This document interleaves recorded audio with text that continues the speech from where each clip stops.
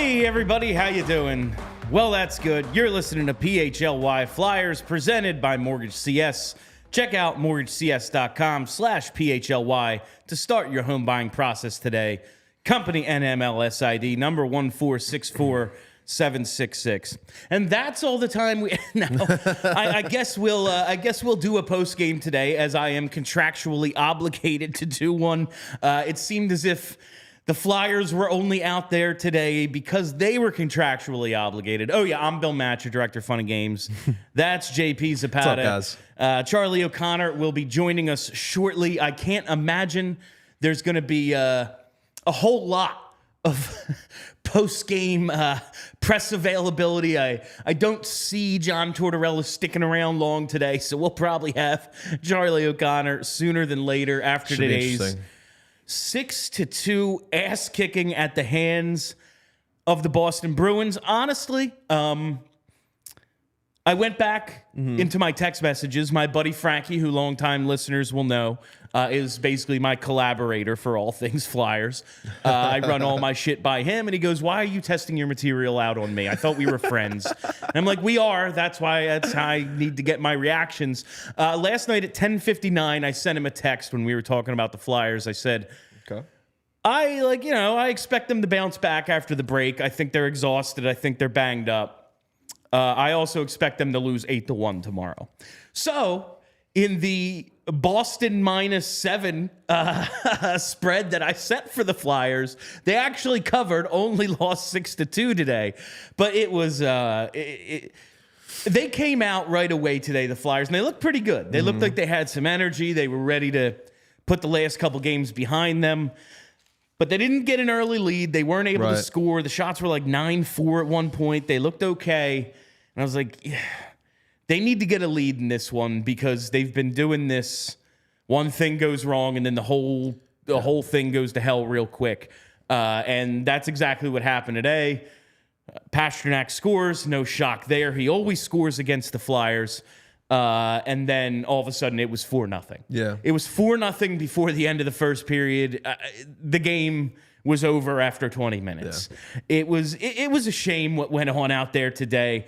I can only just hope that after this time off that they clearly so badly need, it's the reset, and they worked too hard in the first half of this season for March and April to become meaningless. Right. Like, I really, really want to see them rewarded for what they did in the first, today was game 50. They've played a shit ton of hockey.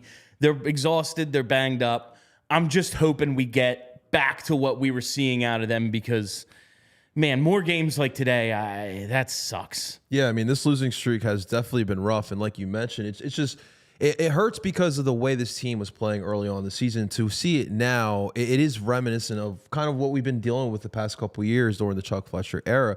And then in that Chuck Fletcher era, anytime you saw Boston on the schedule, you cringe as a Flyers fan. And of course, Pasta comes into town. Anytime Pasta's playing the Flyers, you might as well take that anytime goal, because he might as well just go. He's going to score in that game against the Flyers. Coming into today, he had 24 goals in 28 career games against the Flyers. So he got numbers 25 and 26 in game 29. Yeah. I mean, 4 career hat tricks against the Flyers. I'm kind of shocked he didn't get one today. He is going to get to a point where he has more goals than games played against this team. He is going to catch the games played number. 26 and 29 games. It's, a hat trick and a 2-goal game, and he's there. He's unfreaking believable. But what's even crazier is it's the most he has against any team. Yeah. More so than teams in his division. He's got, I think it's 22 against Tampa in 33 games. But did we play him 6 times in 21? That's the year after the pandemic year, when it was like everyone was just only played in their region. we were in Boston's division basically, and he ran it up there. I mean, he had 2 hat tricks in a month against them. That in the month of February 2021, he had 2 hat tricks, like right there. I mean, what are you gonna do? The dude has absolutely demolished the Flyers, and he continued to do so today. JVR also, I think 3 points, a goal, and 2 assists. We saw that coming though, right? I mean, it's really funny what he's been. He was on a 10 game goalless streak coming in, so obviously he was going to break that. But just looking at his numbers, his assist rate is the best of his career. Yep. 2 more today, so he needs 10 assists the rest of the season to set a new career high. Yeah. I'll always just, wow. Couldn't trade that guy, huh? But like we all knew he wasn't broken. It's just the fact is the situation in Philly wasn't good, and the contract wasn't helping us trying to trade him. Yeah, Chuck, you probably should have got something. No, but he's the definition of a complimentary player. Like you put him out there with good guys, he's going to be pretty good. We see that today. Like, oh yeah, he's playing with Pasta. How about that? He's good again. Like it was never going to work here for a variety of reasons. The goal scoring dried up for the Flyers. I mean, he's not scoring a ton of goals. Like I just said, 10-game goalless streak. But he's just playing good hockey. They like what they're getting out of JVR right now, and like Philly was paying him $7 million. The Bruins are paying him $1 million. Now all of a sudden you go for like, oh yeah, this guy, like, okay, he's playing okay, but it's $7 million. Jesus, he stinks. And it's like, well, for $1 million, yeah, he's playing great. Like, you just have that little balancing act. But it was all Boston today. I hope Charlie joins soon, just because I'm like, I want to get to the shit I have to ask him, and then quite honestly, what are we supposed to talk about on this show? They got killed, and they haven't looked very good recently.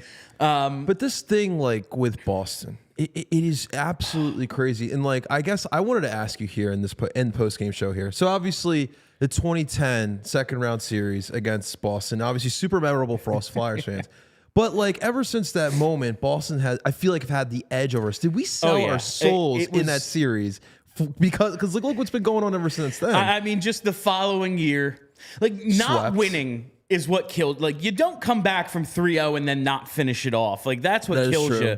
And then the following year, they get swept by Boston, and it basically leads to, I mean, Mike Richards' nice little moment last night, but that's the last time we saw Richards was in that series. Seriously. And it basically is what tore the freight. Like that was the beginning of the end that has led to finally what this rebuild is now. Yeah. Like that series in 2011 against Boston started the ball rolling on where we are currently, 12, 13 years later. Yeah. So it's, that was the high point. Beating Boston was the high point of like the Flyers in my lifetime. And it has pretty much been downhill ever since. And now this current Boston team, which is led by David Pastrnak and his play, essentially. I saw on Twitter before coming in, shouts to NBA Slime on Twitter.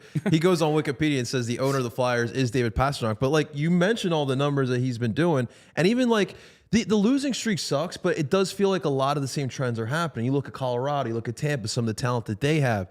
Pastrnak, a talent that always kills us. It felt like in those 2 goals where he contributed or scored a goal, that was really the difference. And it feels like every time we play Boston, all it is, Pasta makes some big plays, puts the Flyers down, and then the Boston Bruins just have to control the tempo of the game for the rest of the way. And it felt like that again here today. And I guess that's one of the concerning things you mentioned, like what's been going on recently in these games. Yeah. Boston, you're at home. Tampa, you're at home. Colorado, you're at home. Now, they put out pretty decent efforts against Colorado. This was the worst one, for sure. This is by far. I mean, they got their asses kicked today. There's no, they played pretty well. I don't care what they could have outshot Boston 100-6. They did not play well today. That is crazy. But the trend of the star players doing this to the Flyers, I realize you can't just let the other coach basically set your lines for you, and it's like, well, they put out Pastrnak, so we have to put out Couturier, and you'll want to match up. But the fact is, at home, you can match up.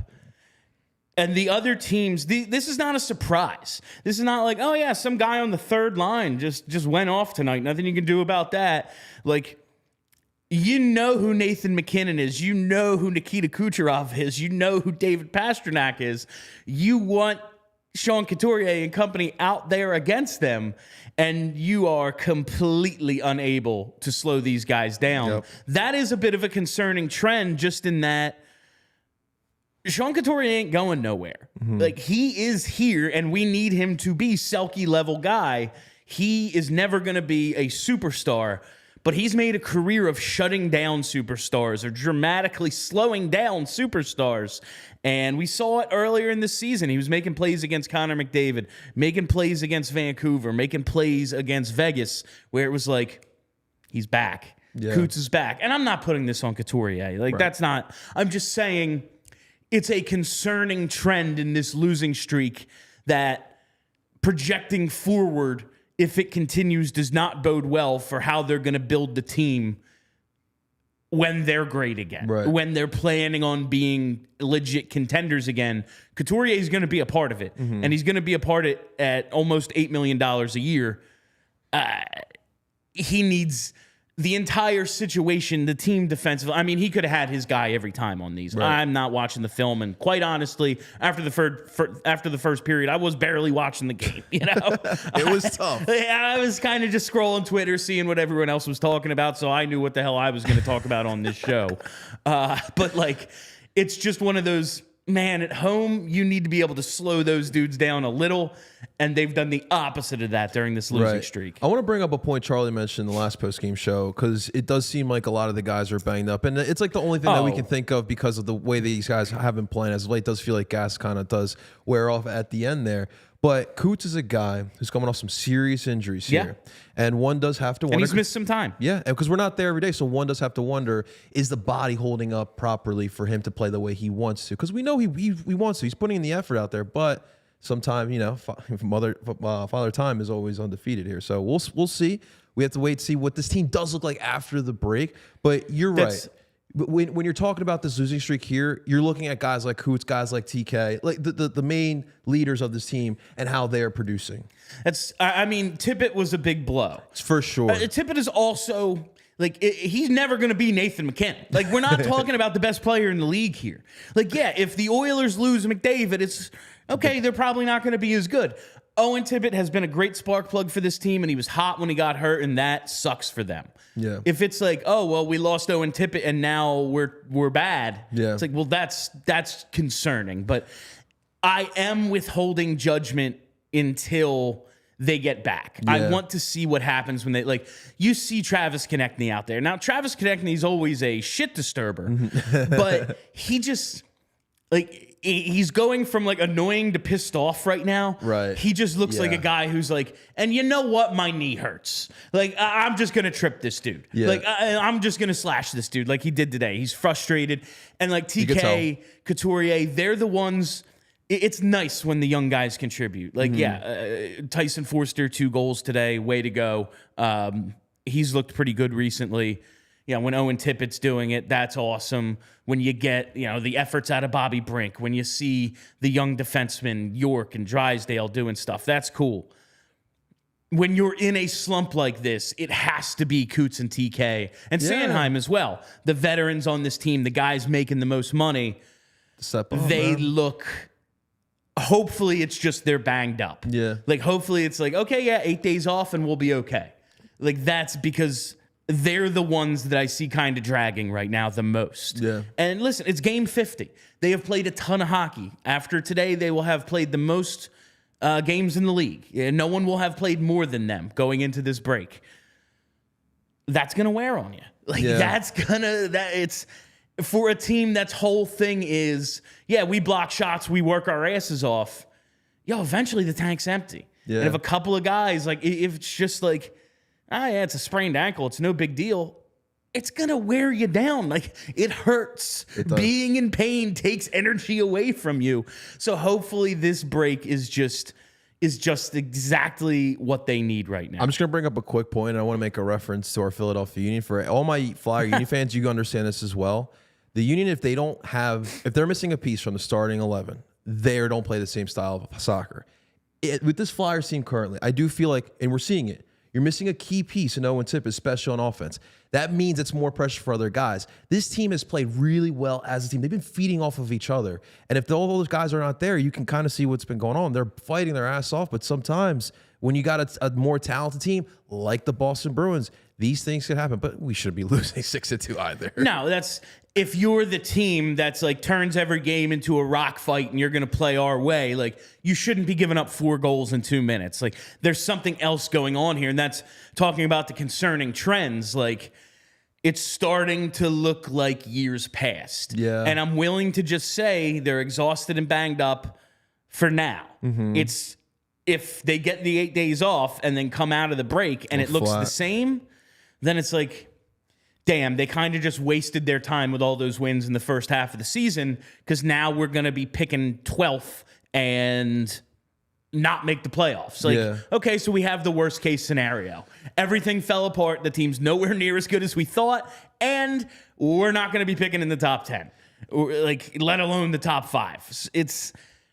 They're at a real crucial like crossroads right now of how this season is going to go. And more importantly, I want to bring back a point that we were talking about during the offseason. This year, you were trying to kind of change the narrative around the team, making the playing against the Flyers tough again. And especially, I was looking forward to this game against the Boston Bruins because we talked about it. Playing against Boston as of late, we've been getting murdered. So even if we lost today, Bill, I just wanted them to go out there and fight, make Boston's life a living hell here today.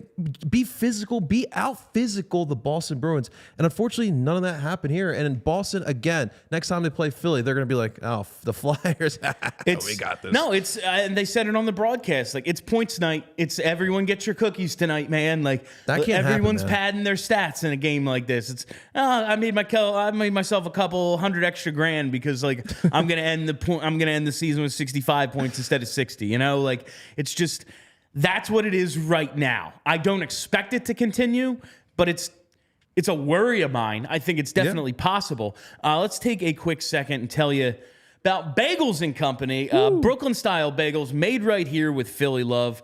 First thing you have to know about Bagels and Company, the biggest bagels in Philly, hence the Brooklyn name. I like to say Jersey-style bagels, but I get it, New York, blah, blah, blah. So, yeah. Then not only huge bagels, but a huge variety of bagels at Bagels and Company, usually 15 to 20 different types to choose from daily. And when you have that many bagels to choose from, you're going to want a big cream cheese selection. Oh, they have that as well. 30 different flavors of cream cheese available to you at Bagels and Company. All of that. You know that they do the holiday, the seasonal stuff, the sports themed bagels and cream cheeses. Anything you want. Maybe you're hosting a party, a tailgate, something like that, office party. Make it a little special. Everyone does the pretzel tray. Everyone does the chicken nugget tray. Mix it up a little. Go with Bagels and Company for your next event. Because they're an affordable brand. That's a huge thing. I mean, everything's effing expensive. Went to the grocery store the other day, dropped like my mortgage on 8 things, I'm pretty sure. You get a lot of food for cheap, and that's huge for anyone right now. So for the best Brooklyn-style bagels made right here in Philly, head to thebagelsandco.com/store-locator to find the closest Bagels & Co. near you. And while we're talking about saving money, man, I mean, I've told you this plenty of times. I might not be the best with my finances, and that's where Rocket Money comes in. Rocket Money is a personal finance app that finds and cancels your unwanted subscriptions, monitors your spending, and helps lower your bills. I can see all my subscriptions in one place, and if I see something I don't want, I can cancel it with just a tap. I never have to get on the phone with customer service, and that is dream come true for me. Rocket Money will even try to get you a refund for the last couple of months of wasted money and negotiate to lower your bills for you by up to 20%. All you have to do is take a picture of your bill, and Rocket Money takes care of the rest. Rocket Money has over 5 million users and has helped save its members an average of $720 a year with over 500 million in canceled subscriptions. It's a buck here, it's a buck there. All of a sudden, it's a few $100s a year. That's what they can end up saving you. So stop wasting money on things you don't use. Cancel your unwanted subscriptions by going to rocketmoney.com/PHLY. That's rocketmoney.com/PHLY. rocketmoney.com/PHLY. One guy I do want to talk about today is Sam Ersson coming into the game. His last 3 starts, he was 0-3-0 with an .841 save percentage and a goals against average nearing 4. He did nothing to help those numbers today. He let in 4 goals on 14 shots in the first period. Now, the first 3, there's a slam dunk play in there. There's like a triple deflection on the first goal. There was a lot going on some of these goals. But in his last 4 starts, he has an .820 save percentage. Yeah. That's 100 points too low. I'm not putting, again, like not piling on Sam Ersson today. And you saw John Tortorella, they showed it on the broadcast after Cal Petersen came out for the second period. Talked to him, gave him a little pep talk. Like, obviously, it's not all on this dude. And he probably feels like he has the weight of the world on his shoulders with the Carter Hart situation right now. But what he's doing isn't good enough. Like, he just hasn't been good enough, despite how bad they've been in front of him as well. Yeah, I mean, he hasn't had a lot of help. That's the main thing here. And we talked about before, Sam is out there every single start. He's trying to win the game. But when you're a young goaltender, you're not getting a lot of help. The team as a whole is going on a little bit of a slide. Unfortunately, this is another part that we're just going to have to wait till after the break, see how this team does play as a whole, and maybe makes Sam's life a little bit easier. But no, I mean, this is definitely something maybe we could talk with Charlie again, what the plan is for this position right now, because I don't know. I mean, Cal letting 2 goals wasn't terrible in the 2 periods he played. He got trucked by Sanheim on the one. Like, what are you going to do? And I'm not saying I'm not even helping him out. Like, help him up at least. Like, it was a bad play by you, but help your guy up. I just hope everyone just, like, go wherever everyone's happy place is. Just, like, go there during the break and, like, I don't know if it's seriously contemplate or just totally forget about hockey for a few days. Like, I don't know which they need, but this team, like, they need that reset button, man. Like, they need it so bad. Just watching something like that happen, like, there's no team in the NHL is dying for this break more than the Flyers. How do you just run straight into your goal? Like, that was the highlight of the game, honestly. Yeah. That summed up today's game perfectly. Sanheim trying to defend a guy, he's trailing him, just runs right in, trucks the goalie, and then an easy, basically empty net goal. But Ersson, he's in a tough spot right now. Like, there's no doubting. He came into the year as the backup. There was a time early in the season when it was like they couldn't find him time. Right. And first couple of starts, it was like, gee, this is going poorly. And he was excellent for about 2 months, and now it's fallen off a little bit for him, and they got in a nice rhythm of the every other game, switching the goalies. But playing every night for him might not be the best. And they don't, I mean, do they want to put Cal Petersen in there? No, they clearly have very little confidence in Felix Sandstrom. I know some people are suggesting going out and finding another goalie to split the net with Ersson. It might not be the worst thing in the world, just because we've seen good teams this year, like a bunch of really good teams, cup contenders, how much bad goaltending can drag you down. This team isn't that good talent-wise, you know? If they don't get at least adequate goaltending, there's very little that they'll be able to do in terms of keeping themselves in this playoff race. So it doesn't help when you look at the other side of the ice and you got Olmark and then Shaman. Last year's Vezina winner across the ice from you. Like, he was pretty good. I wouldn't say he was awesome. He was decent today. He did everything he had to do. Good screen on Scott Laughton too. Olmark just like a 4-goal game and you're diving. Like, this is absolutely. I realized he was in the crease and you can't touch the goalie. Yeah. Also, be tougher than that. I know you're a goalie, but still, you're a hockey player. You know, like, it says NHL player on your W-2. Let's be a little bit tougher than guy bangs skates with you and now you're belly flopping. This is by no means the biggest story of today's game.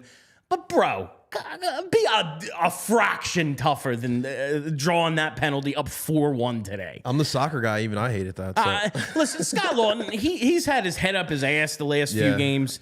I'm not in any way defending Scott Laughton. Don't bump into the goalie. They're trying to do that. But like, really, you needed to do that. I found that very annoying today. Just in a day where nothing went right for the Flyers. They were just trolling us by the third refs period. giving him that call was like, really, this is what we're doing. Yeah, the goaltending today. There was a fun highlight early in the game. Joel Farabee tried the Michigan. I really thought, like, the way the team came out, they really came out strong in the first few minutes of the game. I was like, all right, they're gonna really be looking to erase, put this behind them, go out on a good note, home crowd, all the Mark Recchi ceremony and everything. Yeah. And the Farabee tried the Michigan, like, okay, they're feeling it today, man. It was just an utter disaster for the next 55 minutes of the game. I just want to know what Torts' reaction was once he saw Joel Farabee attempting to do a Michigan, because we all know his style, and I could just imagine just Torts be like, "Oh, what the hell?" I bet, if they win today's game 6-2, it's not an issue. Yeah. But in a game that you got just your head handed to you. I can see that coming up in film later, being like, "So what are we doing?" Maybe try the highlight reel shit when you're not on a 4-game losing streak. Maybe try that stuff at a more appropriate time. But listen, it's a thing now. Guys try this move. I'm surprised it took this long. Yeah. I went apparently at the alumni game last night, Hartnell tried it. So maybe it was someone dared him to do it. Maybe Hartnell who the hell knows? It's locker room stuff, but we talked about it. It's like the kids now, for kids, young hockey players, it's the Michigan. For kids in basketball, it's shooting the three. It is what it is. Everyone wants to do the flashy thing. Kids practice this shit. Now, I remember years ago, Scott Hartnell being when I came into the league, I could barely puck handle, and none of the young guys, yes, the upper end dudes, the first overall pick, but no one had this skill. And then he's like, everyone comes into the league now, they're the best puck handlers in the league. Every next draft class is now the best puck handlers because they just keep getting better at this stuff. And the game has changed. And I think Tortorella knows that. He leads us to believe sometimes he's this dinosaur. And then when you really hear him talk about the game, he gets it. But yeah. After the fact, I think he's going to be annoyed by it. Yeah. Because you lost 6-2. You tried the flashy shit. You forgot to play the hockey. Yeah, because although the skill level of these players is increasing, at the end of the day, the physicality is still in the sport. I know the physicality has maybe declined a little bit, but the physicality portion is still a factor in the sport, and I guess that's why Torts always likes to chew players out for that type of stuff. I'm really interested to find out if Charlie has any insight on just the mindset of the team right now. If they're, I'm sure they're frustrated. Is it just pure exhaustion? Are they just relieved to be getting to the break? What exactly is the mood in the locker room right now? And I think this is going to be a test. Like we said, coming out of the break, let's see how they look. This is going to be a test for this team's culture. Yeah. Because if you're going to be if we have to have all these guys here, it's we need Scott Laughton because of the culture and this, and we have this coach and he's implementing this culture.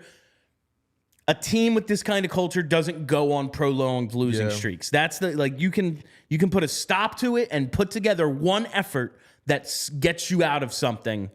Hopefully they do that. While we have some time, though, I want to talk about this Ryan Poehling extension that he signed basically during yesterday's show. Yeah. We spent the majority of yesterday's show talking about the Owen Tippett extension, and I'm happy for him. I'm happy the Flyers got it locked up. Happy we were able to end the narrative that, everyone's going to leave. No one's ever going to stay. Everyone hates the organization.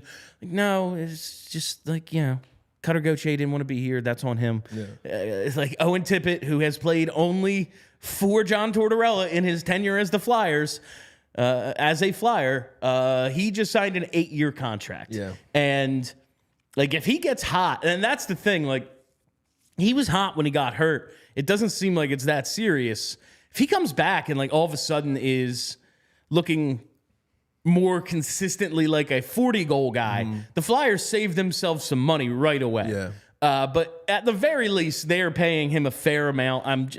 This is a good contract. It's not a bargain. Maybe it will be. Right now, it's not a bargain, but it's at least okay. Yeah. But this Ryan Poehling extension, I'm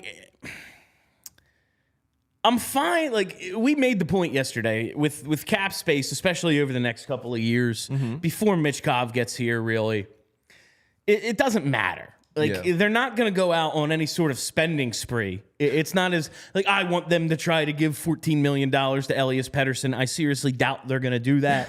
It would be, here's $14 million for a guy, and now we have to give Vancouver 4 first-round picks. Like, I doubt that that's going to happen.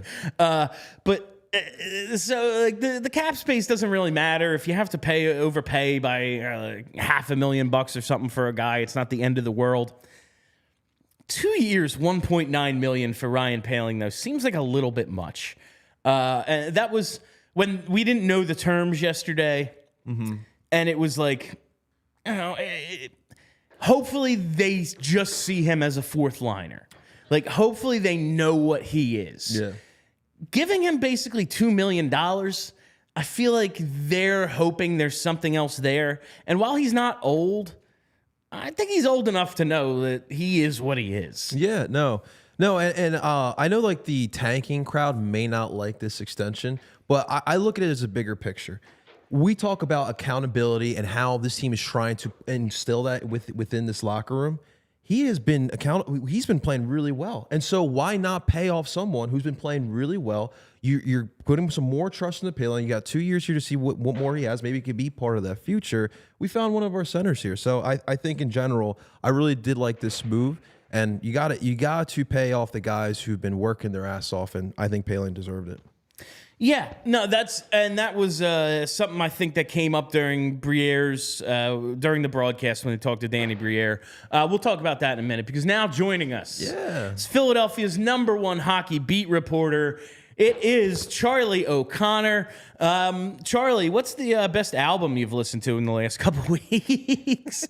No, I mean, this was we talked yesterday. Like, while the Flyers tend to, when they're on like any sort of trend, buck the trend just because that's Flyers. So if they had won 6-2 today, it would be like, yeah, that's the Flyers. They're getting killed, and obviously they're going to beat, the team that wins every game, basically, which is Boston. But this was a fairly predictable result today. Just what did you see out there? Because I just see a team that's out of gas right now.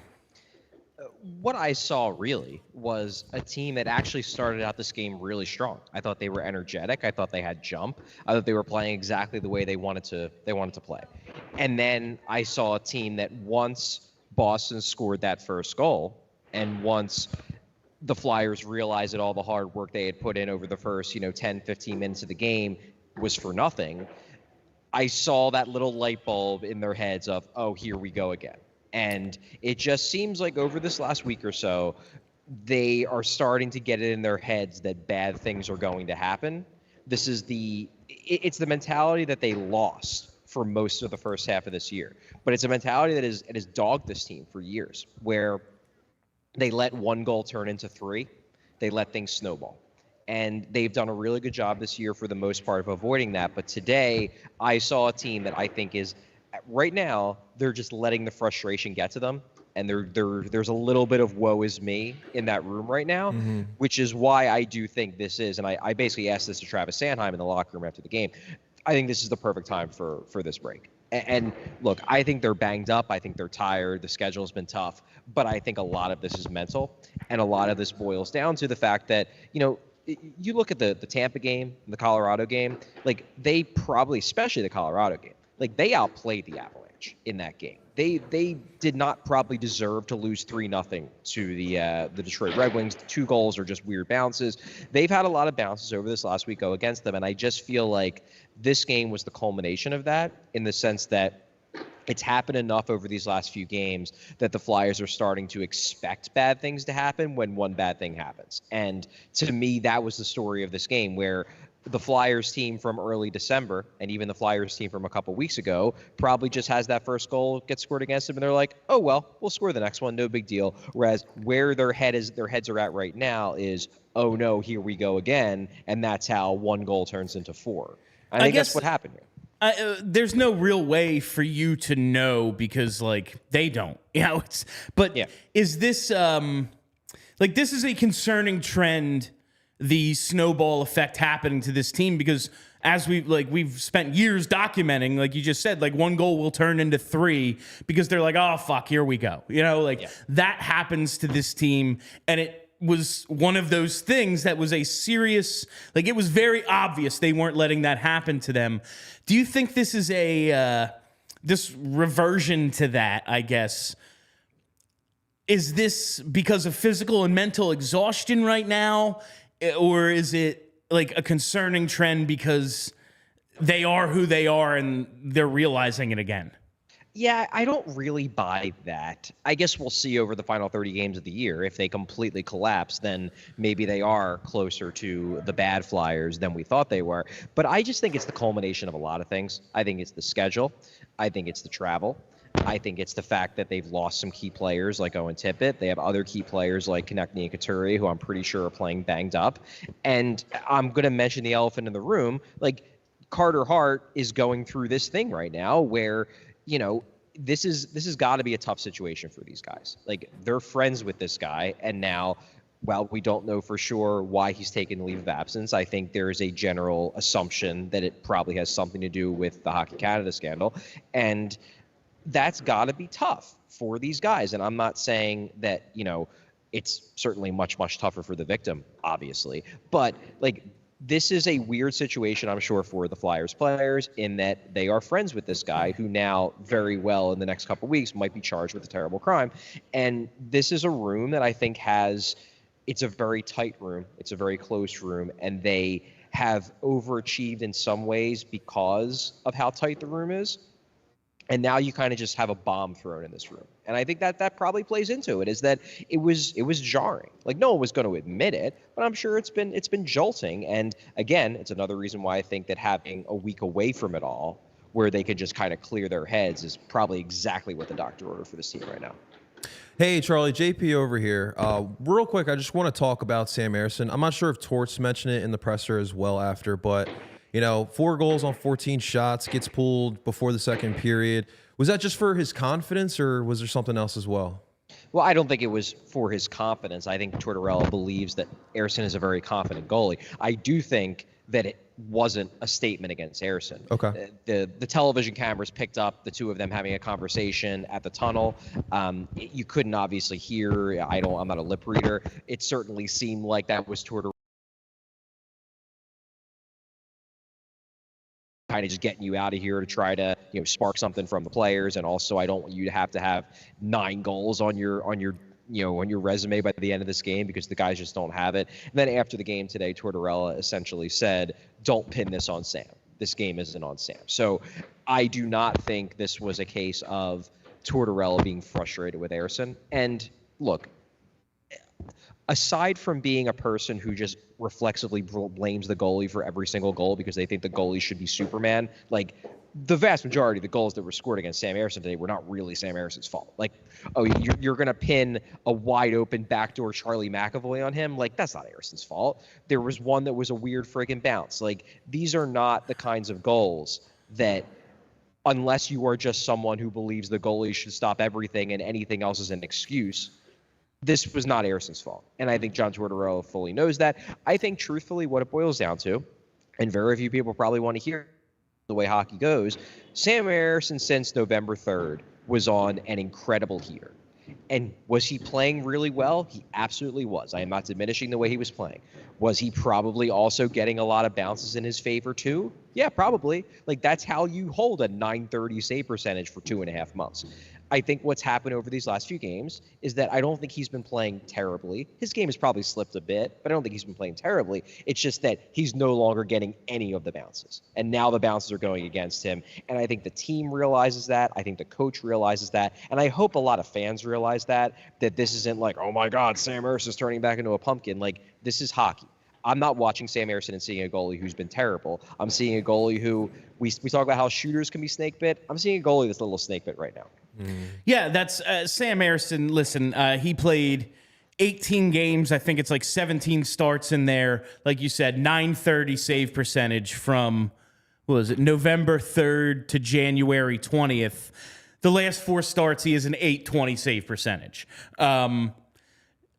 He hasn't been good enough, but like he hasn't been the worst goalie to ever put on pads either. Like that's not what's happening right now, you know? Yeah. He's not that fucking bad. It's just, I think he's somewhere in the middle of this, $930 and $820, and like Well, I hope he's not somewhere in the middle, because that would still make him like an 870 or something. That's still not very.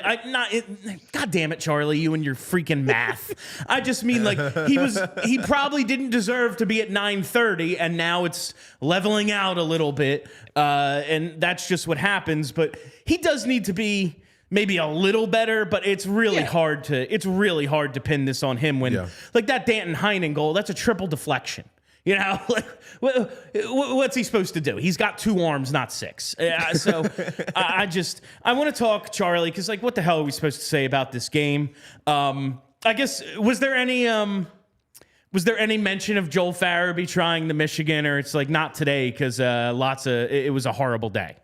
No, that is the kind of question you ask John Tortorella after a win. And like the idea of asking him about the Michigan after they get blown out 6-2, like, come on. That's when you have to pick your spots as a reporter. I didn't think you would have asked, but someone who maybe isn't the #1 beat reporter in Philadelphia, maybe it came up. But that was my joke to JP earlier, was like, I bet Torts didn't have a problem with it at the moment, because like that's when the team was looking good. And it was like, oh, they have some jump. After the fact, like, I bet you he's retroactively annoyed because then they go on to lose 6-2. But because, like, again, what the hell else are we going to talk about? I want to talk about the Ryan Poehling extension a little bit, because we talked about it briefly during yesterday's show, but we didn't really know the terms. Still not official, I don't think. The Flyers haven't announced it like they have Owen Tippett, but it seems as if it's a thing. 2 years, $1.9 million. He signed 1.4 last summer. Now they're extending him. What do you make of like $2 million for 2 years of Ryan Poehling? It's fine. To me, like he was going to get a raise because he has played good. Like I think he's played better this year than he did last year. And last year, as you said, he got that particular cap hit, so he was going to get a cap hit higher than that if he was going to sign. Like, you're not going to be like, hey, Ryan, we love how you've played. Here's a 2-year contract with a $1 million a year cap hit. Like, if you like how I played, then you should pay me more money. So he was going to get a raise. I don't think this is ridiculous. $1.9 million isn't ridiculous, especially with the cap going up over the next couple of years. I think it's going to look more and more reasonable over time. My big concern with Ryan Poehling, and this is more of a Torts concern, is I do not think Ryan Poehling is a top 9 player, and the insistence upon continuing to use him on one of the top 3 lines on a regular basis, I do not think is the right way to go. That said, in Tortorella's defense, when Scott Laughton is playing this crappy, I can understand why it's like, well, I might not love Ryan Poehling in the top 9, but I really don't like this version of Scott Laughton in the top 9, so sure, you're a top 9 guy for now. I am fine with this signing as long as Ryan Poehling, for the most part, over these next couple of years, is using a 4th-line role. I think he is a great 4th-line center. I think he's a fantastic 4th-liner. He's a really good penalty killer. I think he has been, I wouldn't say he's been incredible, but he's been impressive. He's impressed me this year. I think he's been good. But I think he's at his best in a 4th-line penalty killing role. And as long as they use him in that role, like I'm fine paying a little bit of a premium for someone who I view as a really good 4th-line center who's still in his mid-20s and maybe still has a little bit more upside. I just hope they aren't trying to shoehorn him into like the 8th or 9th forward role on this team over the next 2 years. I don't think he's that good. Just because you mentioned Laughton, and that's kind of where I wanted to go with this, do you think that this signing in any way indicates maybe Scott Laughton is more expendable or more likely to be traded now that they kind of have, now I don't believe he belongs in that role, but they kind of have a younger, faster version of how they've used Scott Laughton the last few years? Look, it's an interesting question, and I mean, I'm not going to lie. I've speculated the same thing in conversations up here in the press box. Like, I wonder what this means for Scott Laughton. The real answer is, like, I don't know. They could very easily keep Scott Laughton even while you've re-signed Ryan Poehling. I don't think this is a case of you can only have one. I do think this this makes it easier. If someone gives you a good offer for Scott Laughton, that makes it easier for you to consider trading because you have another center. You have another guy who can kind of be that Swiss Army knife type player. So I think it maybe opens the door a bit more. But I don't think this is I don't think they signed Ryan Poehling because it allows you to then trade Scott Laughton. I think maybe it makes it more palatable to trade Scott Laughton if the right circumstances arise. But I don't think this is Danny playing three-dimensional chess and saying, well, if I sign Poehling, then we can get a first-round pick for Laughton, and then this. If Laughton gets traded, the Poehling signing probably was part of it, but not because it was always the plan. It's just because Poehling gives you more depth and allows you to survive, at least on the ice. Scott Laughton no longer being in the lineup because you have a guy who can play center, who can play wing, who can be a penalty killer. It doesn't kill you as much. Now, obviously, the big thing would be the off-ice concerns. Scott Laughton is one of the big leaders on the team, still the only person wearing a letter. So I don't know if they would be willing to toss that aside. On the ice, though, yeah, I mean, the Poehling signing definitely makes it easier to swallow if someone blows you away with a trade offer for Scott Laughton. Sure. Charlie, real quick, this is a good one here. I want to grab from the comments section. So, two of the better players here tonight, or today, I should say, were Foerster and Lycksell. They you could tell that they had some chemistry, and they worked their ass off. For you, what were you noticing from both of them? Well, Lycksell is he's playing with pace. He looks more, I'm trying to think of the right word. He just looks more ready for the NHL this time than he did last time in terms of being willing to try things. He's trying to make offensive plays rather than the last time. And I'm not even counting the 8 minutes he played against Arizona earlier this year. I'm comparing him to how he looked last year when he got called up. He just seems like a player who's more willing to take chances, and that's exactly what John Tortorella wants to see from him. Now, I thought he was noticeable in this game. I didn't think he was great.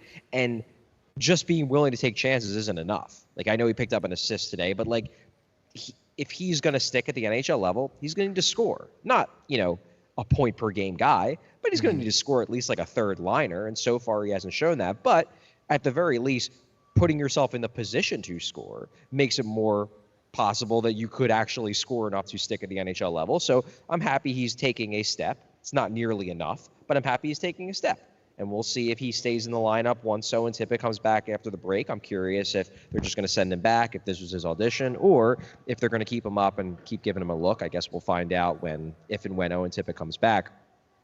I thought Lycksell was fine, but you need to see more from him. If he's going to be an NHLer, you need to see more from him. As for Foerster, I really loved the first goal because that's the kind of goal. If he's going to be a legitimate goal scorer at the NHL level, that's the kind of goal he needs to score on a regular basis, where it's a battle along the boards. He outmuscles a defenseman, takes the puck to a high danger area, and then lets loose a legitimately really good, accurate shot. If he's going to be a goal scorer, he's never going to be a guy who's going to be dominant off the rush like Owen Tippett. He just doesn't have the physical ability. He doesn't have the skating. It's not his game.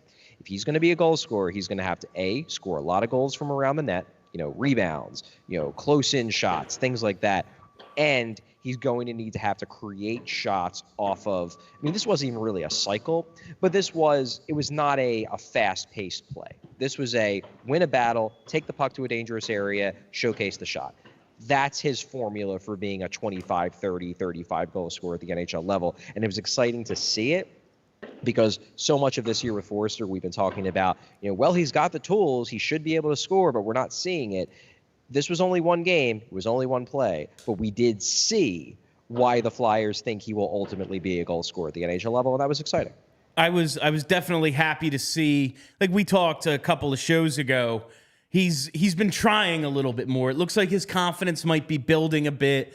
And not only does he make the play, winning a battle down low and then turning that into a chance, but he makes a move and it shows a little bit of that power. It was a little Mark Stone-ish, and I'm starting to see him try stuff, and that can only mean he's building more confidence, and that's exciting for me, Charlie, because I expect them to bounce back after this. But if this just becomes, the last 32 games, it's rebuild is on time, at least there's a guy we can really focus in on and be like, he's better than he was at the start of the season. So that's something. Let's get to your 3 stars, Chuck. Star number 3. Yeah, star number 3. I'll go with a guy who I have been critical of for a while, basically ever since he was taken with the 6th overall pick in the draft way back in 2017. Pavel Zacha, I thought, was really good in this game for Boston. 2 assists, leads the team in ice time. He just played really well as a playmaker, and I've never really been a fan of his game, but in Boston, because they just don't have any centers, he's now a top 6 center. And today he showed me why he's been a successful top 6 center for the Bruins this year. He looked really good. It's painful. Let's get to star number 2. Star number 2, I will give it to Linus Ullmark. For Boston, again, don't hold your breath. There aren't any Flyers in these 3 stars. They played like crap. But No. Ullmark, I felt like, especially early, the Flyers, if they get one of those early chances to go in, this is a totally different game. I don't think they let things snowball. But Ullmark stood on his head over the first 10 or so minutes of this game, kept Boston in it while they were finding their legs. And then, obviously, once they score 1 goal, they score a bunch. But I don't think that happens if the Flyers poke one in, 6-7 minutes into the game. Ullmark was at his best when he had to be at his best. And he ultimately finishes with 35 saves on 37 shots. So pretty darn good game by the numbers as well. So he is my number 2 star. And let's get to the inevitable star number 1. I mean, Drum it's roll. very clearly the guy who just kills the Flyers every time they play. Every time.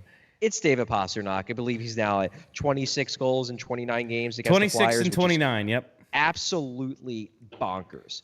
They just cannot stop this guy. And in fairness, he is one of the probably like 15 or so best players in the world, maybe higher than that. I'd have to really dive into the numbers. But, I mean, he is a bona fide superstar. He's great. And it's just against the Flyers, he starts playing like Connor McDavid rather than just merely one of the best players. He plays like the best player in hockey. And this is just another example of him playing like the best player in hockey against the Flyers. He was dominant pretty much from start to finish. He could have finished this game with 5 goals and it wouldn't have shocked me. I just have a few more things for you, Chuck. Because you mentioned Pasta there, there's a little bit of a concerning trend for me. The fact that, listen, sometimes the best players are just the best players. They take over. There's nothing you can do about it. But the fact that Pastrnak goes off today, I mean, maybe he doesn't even, because like he's got 4 hat tricks in the last 2.5 years against the Flyers. They held him to 2, I guess you could say. But Pasta goes off today. Kucherov goes off a couple of games ago. McKinnon goes off. Now, again, they're great players. At home, when you can match up, is this a little bit of a concerning trend? Well, I think it's concerning.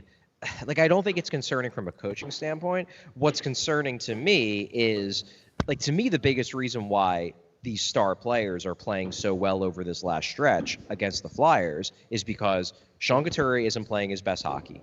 I think he's banged up. I think it's going to help him to get this week off because I think he is definitely laboring. And Travis Sanheim isn't playing his best hockey. I mean, obviously that 6th goal was a total disaster, but even before that, he's been scuttling. He has not been the number 1 defenseman that he was over most of the first half of the season.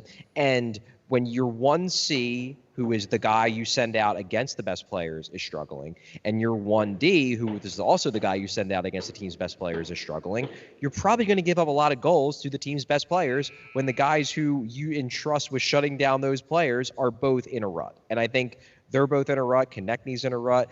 A lot of the guys who were allowing the Flyers to hang tough against an opponent's top players are struggling at the moment, and I think the opposition is taking full advantage of it. I think that's really what's going on here.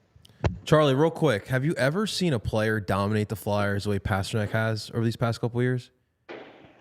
You're really putting me on the spot here. Like, the obvious answer is Crosby, because he just utterly destroys the Flyers. Like, it's honestly become a joke at this point that he has to score, especially if they're playing in Philly.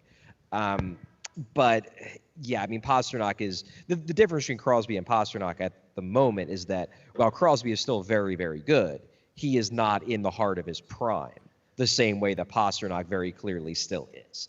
And Crosby is Crosby. Obviously, the Flyers fans boo him like crazy, and then he tears their hearts out. But Pastrnak right now is dynamic in a way that Crosby no longer is. Still great player, still a fantastic player for the Penguins, and an all-time great. But Pastrnak is dynamic in a way that Crosby isn't anymore. So Pasternak's dominance against the Flyers right now is just more glaring because he's just a wow player who does wow things on the regular against this team. No, and I think that's what's crazy about it is like the obvious comparison is Crosby, and Crosby is one of the greatest players of all time. Now, Pasta's awesome, but like he ain't that. And against the Flyers, he is. It's truly freaking insane. All right, do you have anything else, JP? I do not. Enjoy the rest of your day, Saturday. All right, Charlie. Enjoy Charlie. this break. Charlie will be with me for some of the shows next week. All of our live shows are at 3, but he's going to take a little vacation because much like the Flyers, much deserved, Charlie. He has earned it. So, Chuck, I'll see you Monday and Tuesday, and then we'll see about after that. Okay, sounds good. Thanks, guys. Later, bud. See you, Charlie. Man, everyone needs a little bit of a break right now. But they're going to be back. The Flyers are going to come back. Now, Liz, I'm not going to tell you to buy Flyers tickets right now. That's not how I'm going to set up the game time read.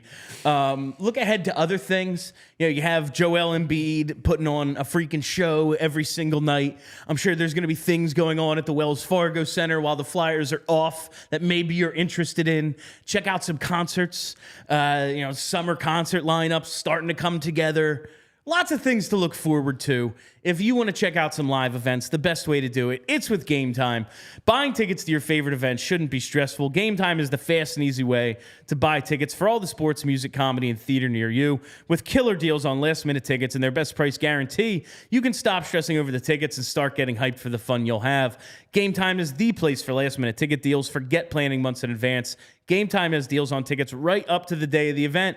Get exclusive flash deals on tickets for football, basketball, baseball, concerts, comedy, theater, and more. And the Game Time guarantee means you always get the best price. If you find tickets in the same section and row for less, Game Time will credit you 110% of the difference. So snag the tickets without the stress with Game Time. Download the Game Time app, create an account, and use code PHLY for $20 off your first purchase. Terms apply. Again, create an account and redeem code PHLY for $20 off. Download Game Time today. Last minute tickets, lowest price guaranteed. And while we're here, you probably, if you're buying tickets, maybe you're looking for something to wear to these games that you bought all these tickets to. You got to go to FOCO for the absolute best officially licensed gear for all sports and fandoms. Whether you're looking for team apparel for the season ahead, they've got overalls, hoodies, hats, sunglasses, bags, anything you need for game day. Or maybe you need some accessories, toys, or collectibles for your man cave, she shed, or podcast set. You've got to use FOCO for all your team gear needs. FOCO always has our back for Philly sports, and they have yours too. Get the best gear around by using the link in the description of the show. For all non-presale items, use promo code PHLY10. It's PHLY10 for 10% off at FOCO today. All right, I don't have a whole lot more here, JP. I will say this. My main concern right now is where the culture's at with this team. I know like this fan base may be divided. Some of us want to see them in the playoffs. Some of us want to see the tanking back on. But like you look at today's circumstance, right? It's Mark Recchi Day, right? We're honoring Mark Recchi as going into the Hall of Fame. Boston, who's been killing us with Pastrnak, is in town, and you get absolutely destroyed. Now, we obviously are waiting for them to get in the break, possibly reset and come back and fire on all cylinders. But that's going to be super crucial because now the fan base, we don't know what the locker room is feeling right now. But right now, as a fan base, I think a lot of people have seen deja vu a little bit, and that's where we don't want to go to. So get that reset, everyone, here in this next week, and when we come back, fire on all cylinders. Now, there might be the people out there who are like, fuck it, lose for the rest of the season. Right. But for what this team is doing, for the way they're trying to build this thing, it is vitally important that they get back on track after the break. Like, they are not going for it. Like, they're not going to try to trade for somebody. They're not going to surrender assets to bring in somebody for a playoff push, but they are trying to thread a needle of, like, we're going to rebuild and we're resetting. Like, if the culture is just as important as the players, all right, you're not adding any players. That means the culture needs to be what resets here. That's what gets them back on track. Like, it's vitally important that they get this thing back together, because if not, where are they? Yeah. Like, they don't have the high-end talent, and we're not really sure how they're going to get it other than Michkov coming, you know? Yeah. Like, it's kind of, all right, well, you're going to have to buy some guys, make some trades, but all right, the high-end talent's one thing, but it's all about this culture. That means that leadership group, the mood of the room, the coaching, all of that is going to get this team back to where they were. Otherwise, what do they have? Yeah. And I expect them to be considerably better coming out of this break, because for all the reasons we've talked. You know, the goalie needs a reset. Half the team's hurt. Like, all this stuff. Owen Tippett's going to be back, hopefully. He said he's aiming for the first game after the break. Mm-hmm. I expect it, but like we said earlier, this is a crucial point in the season and, like, in the direction of this rebuild, I think. Yeah, no, and like I think the extensions were very indicative of that, because you're not just giving extensions to Owen Tipp and Ryan Poehling because they truly do feel like they can be integral pieces for this team for the next couple of years. And that also does mean, Bill, that they have to push for the playoffs. Even if you don't make it, now you have to make that push for the playoffs, because like you mentioned, it's about the culture. And if they don't make it, but they still fight hard, I think that still will be good for that culture. If they are, like, my fear right now is that March and April, they're playing fake games like they have the last couple of years. Like, these games have no meaning. And so whatever we see out of certain players, it's like, yeah, but it was an exhibition game. So who, like, are they actually this good? Or was it like, yeah, they're just kind of skating out there and someone scored? Like, cool. You know, I think it's very important for what they're doing for the games in March and in the first couple weeks of April to have some kind of meaning beyond, a couple of dudes hoping to make a few extra bucks in the offseason, you know? Yeah. So I think it's just, it's a big deal for them to get this thing going. Hey, before we get out of here, I got to tell you, I know you're probably not in the mood to be supporting the Philadelphia Flyers right now, especially with your wallets. But we have some new merch that I am going to push on you. Support us. Yes, you can support us without, like, none of this money goes to the Flyers. You know, Jamie Drysdale doesn't get paid for this shirt. Dry Guy, the Fly Guy, he does want to be here. It's true.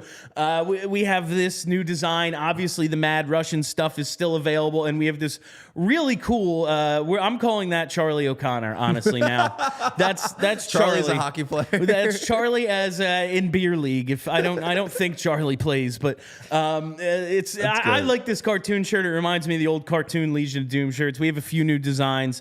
The Mad Russian stuff. Thank you for your support with that. There's still some of those available, but the Dry Guy, the Fly Guy, and these new vintage cartoons also available at PHLYlocker.com. So check that out, because everyone seems to really dig our merch. I hope you buy it because it makes me look good, and really that's what it's all about at the end of the day.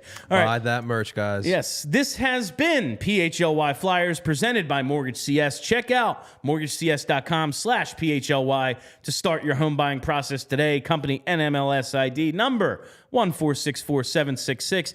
All right, we will be back Monday. All of our shows are at 3 o'clock. We have a few fun surprises coming up for you, a few guests and things lined up for the bye week, but that will do it for us for this week. My name is Bill Matz. For JP, for Charlie, have a great weekend, Philly. See you guys. We all silly like the mayor.